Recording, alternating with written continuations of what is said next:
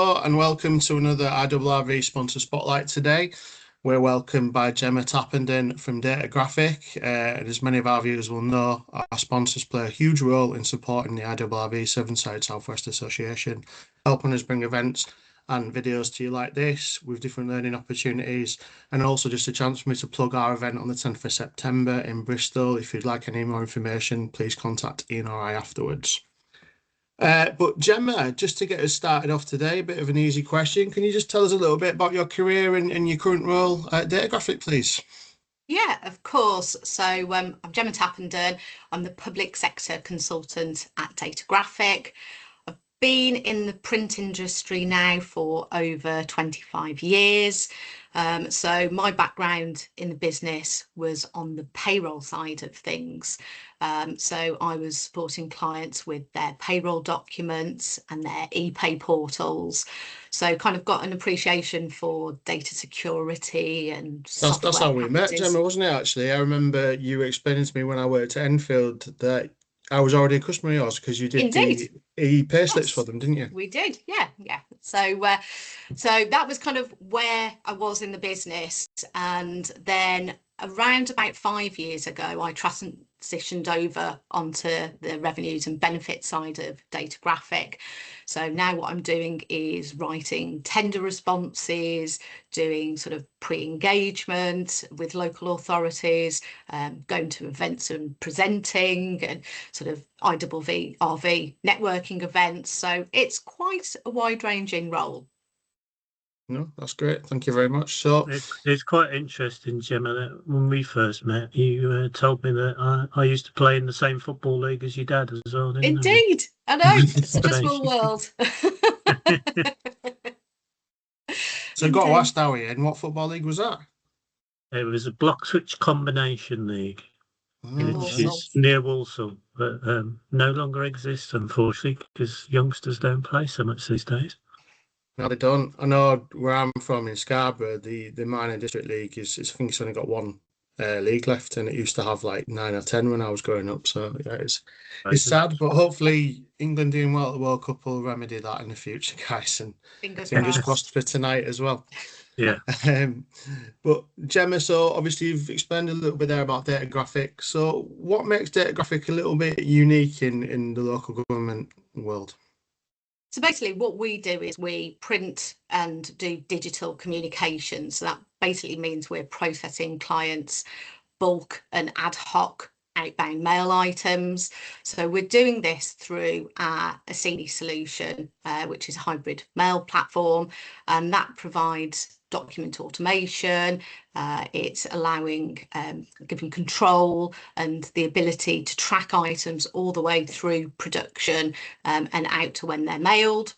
So we supply across both the private and public sector. We've got a head office in Chesterfield, and then we've got our technology and production centre, which is based in Rugby, Warwickshire. And that's where our sort of print, mail, enclosing equipment all is. So that gives us the capacity to produce up to 640 million items per year. The background of Datagraphic is that we're sort of from the security industry, we're doing security printing. So it was producing checks for the banking industry. And that means we've got a sort of really strong security background. So we've got things like Cyber Essentials Plus, ISOs in 27001 for information security management, business continuity, those type of things. Then we're really hot on our sustainability. So we've got ISOs in that. We've got solar panels that go across the top of the buildings. That sort of helps us meet our net zero targets, and we're already carbon neutral. So we're also a B Corp, and then we're really proud. Recently, we got a platinum medal with EcoVadis. So that's means that we're in the top 1% of companies that have been assessed this year, which sort of reflects the quality of our sustainability management systems. In terms of revenues and benefits, then we're supplying over 30 local authorities. They're trusting us to produce their daily and annual billing. That's multi-channel communications. So we're sending out printed physical envelopes and also doing digital envelopes. So we can do that from the same file. So people always like it when we say that. They're like, oh, wow, that's good. So people can get an e-document and we'll notify them by SMS or email. And we're supplying those services to councils, so like Gloucester in the local area, but all over the country. So Newcastle City Council, Derby City Council, Rochford, London boroughs, and we've got about 100 employees. So the client services team that support local authorities are a really knowledgeable bunch of experts that are based at that rugby site. And when clients and prospects go and visit there, they're sort of really impressed with the state of the art equipment we've got, and the Assini solution that Datagraphic has got. That's an off-site hosted cloud-based software as a service technology, so really up to date with things like single sign-on and APIs. We've got, I think, what sort of this kind of services we offer are we're doing same working day. We've got same working day processing options, so that means we can get mail out with sort of late cut-off for file receipt, so stuff can get printed and mailed and it still gets sent out the same day. One of the things we're really hot on is document matching. So we can merge and batch items that are intended for the same recipient into one envelope, cutting those postage costs. And we do a lot of postal consolidation, we do on-site sortation, and all of this is through the frameworks like the GCA or CCS as was, RM 6280 and G-Cloud 14. So we're sort of giving those compliant routes to market that you'd sort of expect companies like us to have. In terms of standout stuff, I think the thing that we always go on about that makes us different and we sort of really rely on is our in-house team of developers. So we've got a really experienced and skilled sort of set of IT resource and subject matter experts. The account managers that look after our Revs and Bens clients, they've got decades of experience and they're leading projects and looking after clients day in, day out. And they kind of translate the client's requirements to this team of programmers and developers that we've got, and they're kind of the ones that make the magic happen. And it just makes us really super reactive and allows us to tailor Assini to what the revenues and benefits teams really need.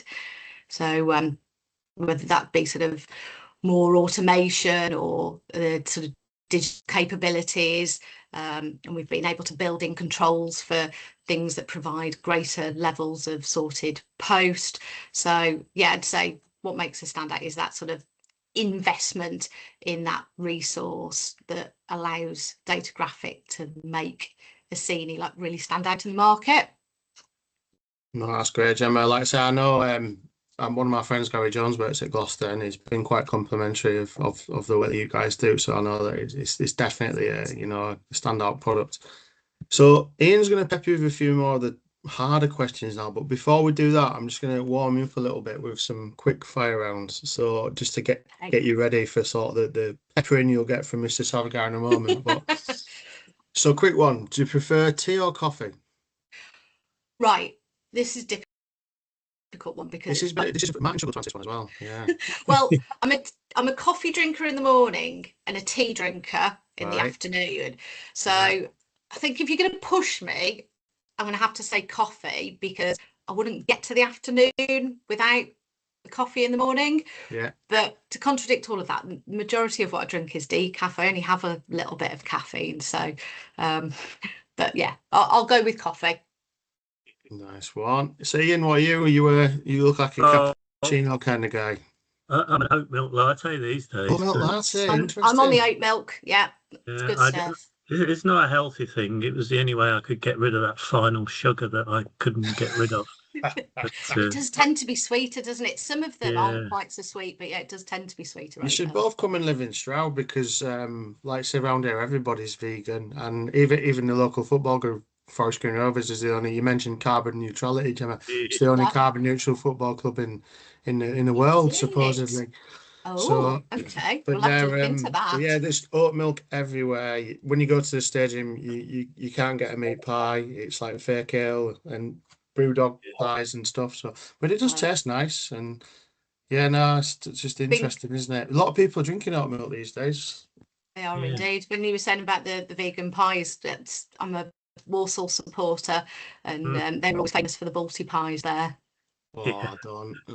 I know you both talked about the Midlands there, but something that not people know. Two things I love about the Midlands: orange chips, beautiful, and desi pubs.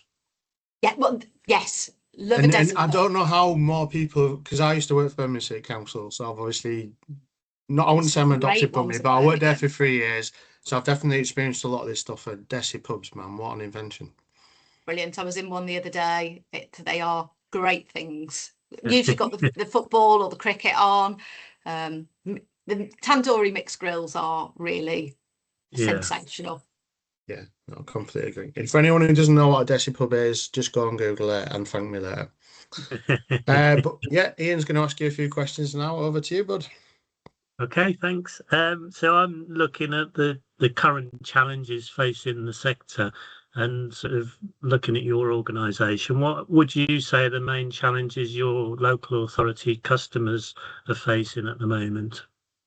That would absolutely have to be postage.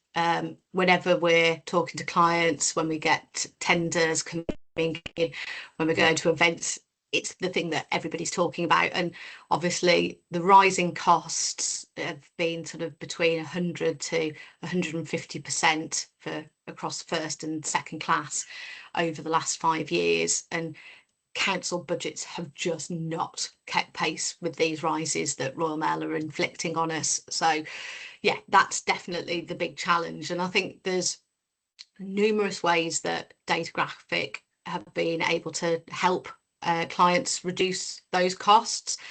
You tend to get a lot of people saying about moving everything over to digital, but in reality, that's just not possible. A lot of digital contact data doesn't necessarily exist for citizens, and where it does exist, it's often siloed off in different departments. So council tax won't necessarily have access to what housing benefit have got. Then on top of that, you've got a lack of digital skills that people have. People don't necessarily have access to digital devices. And then on top of that, you've got people who've got accessibility issues. So there's always going to be those letter volumes that remain. So where they have got digital information, we will help local authorities move people over to digital. But we need to look at other things, so automation and how we can sort of give cost-effective postage costs, get those costs down through different postage options. And a really good example of where we've kind of helped somebody was we took on Newcastle City Council and they implemented Asini. But prior to that, they had an in-house post room. They were doing everything in-house. Just couldn't see what they were sending out. They didn't know what postage services they were using. And so when they transitioned over, they now have got item level visibility.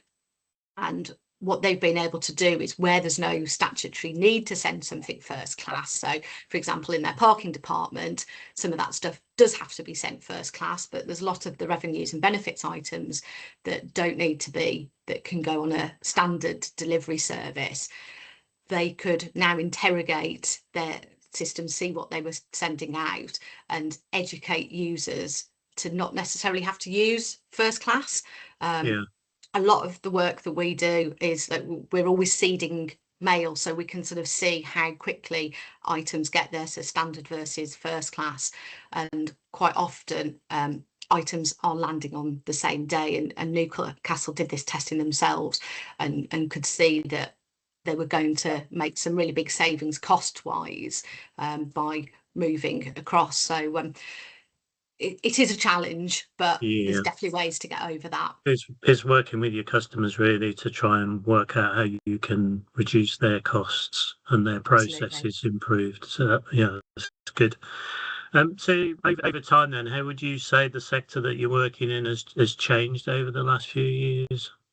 I think from our point of view, we've seen that local authorities are needing to do more with less. And that's a real challenge for them. And we're sort of going back again to saying that they need more automation to help them. But I think this is something that the industry across the board is really helping on this front. It's not just ourselves with print and mail, it's sort of all kinds of processes are being streamlined with suppliers. So you've got your likes of Ascendant and Tel Solutions and GovTech who are helping the revenues and benefits teams. So we're all sort of pushing that automation message. But going back to just solely print, we've kind of seen in the sector that local authorities, where they did have internal print units, historically they wouldn't consider using suppliers like ourselves. They weren't open to that change and outsourcing to suppliers where we can supply all the forms across the council, not just in revenues and benefits. But I think it's being driven by the need for cost efficiency and access to specialist expertise and technology, which is quite often difficult to maintain internally. So I'd definitely say over the last few years we've noticed that shift for internal print units to come to us. So in effect, you're looking to sort of do the whole work of a local authority's post room, if you like. Yeah, absolutely. I mean, we do a lot of revenues and benefits work, daily and annual billing, but more and more it's adult social care, parking, bin labels, corporate services that are using these hybrid mail systems. So yeah, that's what we're moving on to the next question then, really, because that leads into it, is innovation and the future. Have you got any new products or services or developments that are in the pipeline that you're excited about? Well, I think what excites us most at Datagraphic is the continued opportunity around data. So it's the foundation of everything that we do. So improving quality and integrity of data, that's going to allow local authorities to unlock more value. Whether it's understanding what citizens' communications preferences are, so that they can receive documents in the best way for them, or streamlining processes, or presenting information more clearly. It all comes back to that data. And when we're able to centralise and use data intelligently, it can enable better decision making. It improves efficiency and accuracy, and that means we can then deliver better experiences for local authority teams and the citizens that they're delivering services for. So I think there's an enormous potential with data. We're probably only beginning to see what's possible with it. And if we can use it well, then I think that could be a real game changer. Is that something you're looking to work with other companies on, or is it something you specifically are looking to do yourselves? We're always open to suggestions. Like, we're always sort of looking at what's out there with the internal team of developers we've got. Obviously, we're sort of a technology first type company, so we'll consider all avenues. We already do some work with Tel Solutions, so yeah, we're very open minded. Sounds exciting. So in terms of that, then, does AI actually sort of come into your world at the moment? I'm guessing it does. Is It's, there any future prospects of improving using AI? I mean, it's a really interesting subject wherever you go, particularly when you're going to sort of tech days that the IRRV are holding. It's a subject that is getting talked about a lot. Our research and testing is kind of telling us that AI can produce inaccurate information. And also we're seeing that there's a lot of conversations that are being had about where does the data reside when it's in the public domain, and doing what we do. Datagraphic have always reassured clients that the data we hold resides in the UK. As a tech company, we want to be at the forefront of digital innovation, and we are sort of, our team of experts are always looking at what's out there, what's reviewing what's coming through and would benefit our clients, so that we can continue to lead the way, and bring innovation to Assini. So, for example, we've already got RPA, that's robotic process automation, so we're already doing that. So there's kind of no need for us to rush towards AI. Yeah. We can continue to use that as a step one, sort of exploit that as much as possible, to get automation. But then at some point we might need to look that way. So it is something we are already exploring, but we're doing it in a very controlled way. So we're cautiously investigating it and exploring those avenues, and we'll sort of continue to take a very security first mindset. So looking at things like local large language models, not sharing data with the outside world, kind of any service enhancement we bring with Assini is always really thoroughly tried and tested. So there's sort of absolutely no compromise to data protection with Datagraphic. So yeah, we'll continue along in that vein, but yeah, it's interesting. Good. I think that's quite reassuring, really, at the moment, with people jumping in on AI and moving things forward, and we still don't really know where it's all going. So it's quite reassuring. So in terms of success stories, then, is there a piece of work that you would like to share with us that you're really proud of, that stands out? I think personally it would be the work that we do with Rochford District Council. So prior to them coming on board with us, they were really struggling to find a supplier that could meet the document matching requirements they had. They'd been doing their daily billing in-house, so they were matching it themselves. So they were getting really high levels of matching, and they knew they needed to outsource, but it just wasn't financially viable to pass it to a supplier because people just couldn't get the rates that they were achieving. So we went through a really extensive testing period with them, did a pilot phase, and because we've got this in-house team of developers, we were able to kind of deep dive into the data, and they've sort of managed to work out a really clever way of using the URL and get round. There was an issue with sort of how the name fields were showing across the different data sources. So they were able to do some really clever stuff with that could get these really high rates of document matching. So they were happy to come to us, and off the back of doing the daily billing, we were then awarded the annual billing. So we've been doing that for a few years now. And then we also now do digital for them. So digital was something that was absolutely not in scope when they came to us. We've got a solution, we don't need that. But over time, they sort of realised, well, actually, when we send an e-bill out, if we then need to subsequently send it paper, it's actually a really difficult manual process in the system, and it was taking a lot of time in the department to get a paper copy out.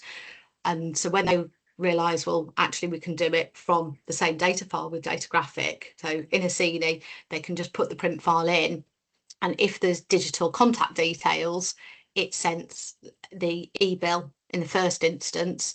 If somebody doesn't react to it within 3 days, say, then it automatically sends a printed copy. So it took away that administrative burden that they were having. So that's sort of a personal one. I think from a company point of view, really recently we won a London borough, and they needed to transition really quickly from the incumbent supplier.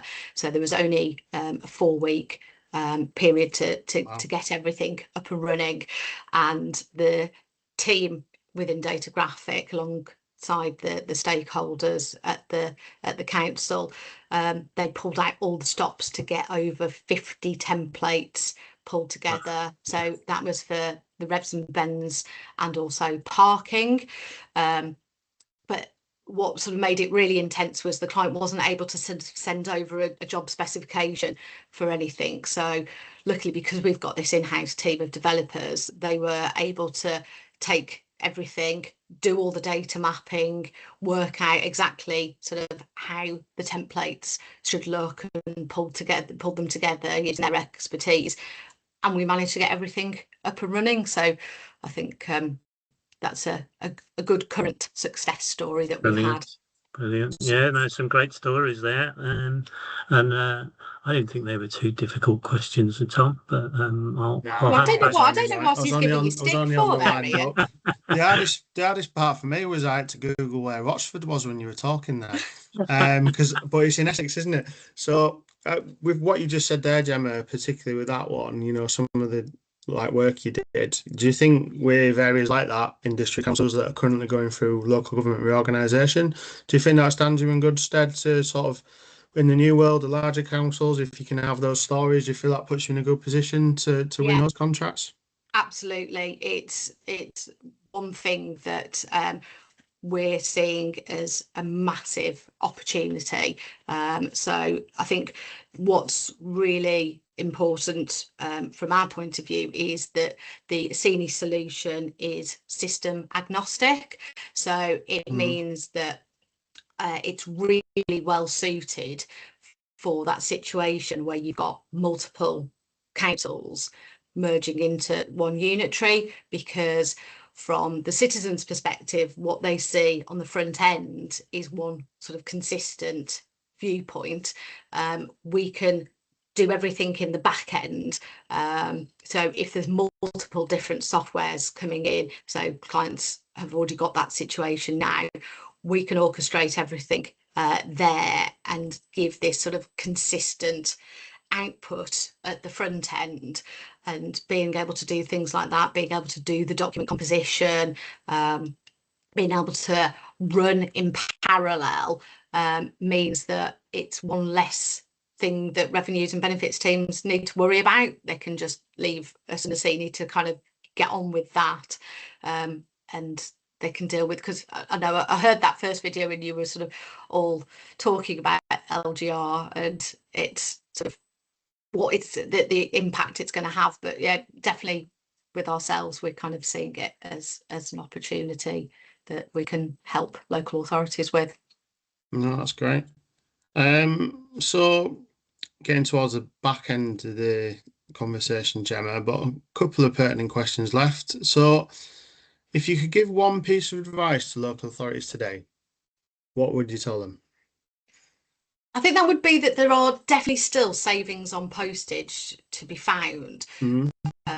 When we have these kick-off meetings, when we'll attend and we're starting, like the amount of savings that we can find for councils, like I say, with that example I gave of Newcastle, where first class, the users using first class where it isn't required, the type of consolidation and sortation that we're able to do, those savings are definitely out there. So it's something that we can help more on. So yeah, I think that would be our main piece of advice.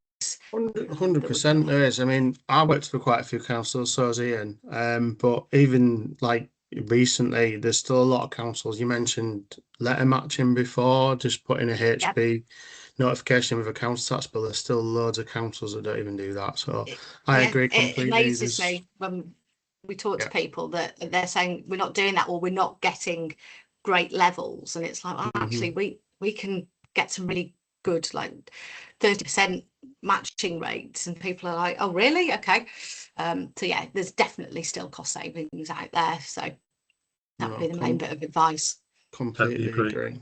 Yeah, unanimous agreement there from Clarky and Sav. So if we can narrow this down to one word answer then, please, Gemma, and take your time. But how would you describe the future of local government in one word? Okay, so the word I would say is unfolding. And I think we've touched on quite a few, several sort of like major transitions that local government is going through. So we've talked about the digital adoption and how that's changing how services are delivered, how it's sort of evolving to be more citizen centric. Plus then we've got the reshaping of LGR. So I think it's something that we feel that Datagraphic and Asini can help local authorities with. So we see it as an opportunity, and we're kind of looking forward to see how it all unfolds. Yeah, well, we should find out very, very soon, shouldn't we? I think we need to create a word map for all of these one-worders, Tom. Yeah, we will. This is only the second one, isn't it? So once we get a few more, we'll definitely be able to have some big and small words probably as well, Ian, on a word map. You're absolutely right. So, Gemma, if people want to learn how to match housing benefit and council tax bills in one letter, absolutely remarkable thing to do. How can they find out more about Datagraphic? Okay, so obviously there's our website, datagraphic.co.uk. Personally, I'm on LinkedIn, and Datagraphic and Asini have both got pages on there. We've actually, over the last year, been recording a really interesting podcast series that's aimed at revenues and benefits. So there's episodes like driving down your mailing costs, which I feature in, but then we've recorded other ones with like different experts throughout the business. In fact, they're recording one at the moment, which is learnings about year end. So that should be out by the end of the month. Stole our theory, and that's our 10th of September one, isn't it? It is, yeah. Maybe we'll just watch their episode and take all our content from that. See what they've got. Little we don't need a speaker, do we? We'll just put the video on. Well, I have done a presentation on learnings from year end recently, so yeah, there's some good stuff in there. But yeah, sort of look out for that. You can get that through LinkedIn, but then obviously there's the association meetings I attend, so there's a few more of those booked for the rest of the year, delivering relevant topics, and then we'll be at annual conference obviously, and we'll be exhibiting there, so if anyone wants to come and talk to us, then happy to explain all the things that we've been talking about in more detail. Not a problem. So all roads lead to Telfergus in September. Excellent. Indeed. And a final message for our IRRV Severnside members, please, Gemma. I think that would have to be a personal thank you, because it's probably about 2 years ago now that I kind of came into this IRRV arena, and I've been really warmly and openly received by the community. It's been really great to sort of learn and develop and sort of get to know people and attend events. So look forward really to meeting more people, continuing to sponsor. But yeah, a thank you. Great. And thanks from us to Datagraphic for your sponsorship. We do appreciate it for sure. That's all right. Absolutely. And like I say, we couldn't put on conversations like this or events without it, Gemma. So thank you. Thank you to Datagraphic too. And yes, thanks for your time today. That's all right.